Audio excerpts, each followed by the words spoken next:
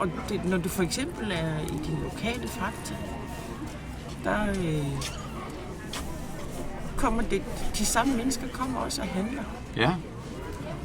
Men Så siger man hej til hinanden. Og i går for eksempel, der var der en ung mor med 2 børn, Ja. som de 2 børn der, de var trætte og mere eller mindre umulige. Okay. De ville have det hele. Ja.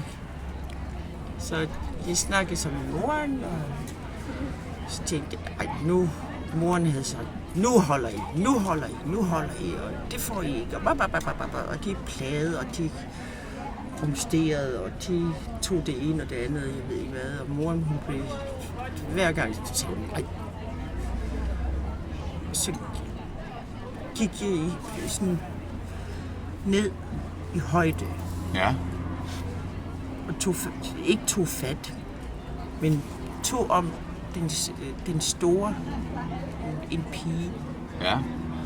Så sagde jeg til hende, I skal altså høre efter, hvad jeres mor siger. Ja.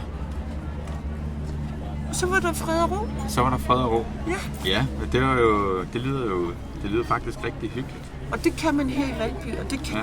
jeg føler ikke, at jeg kan gøre det andre steder. Nej.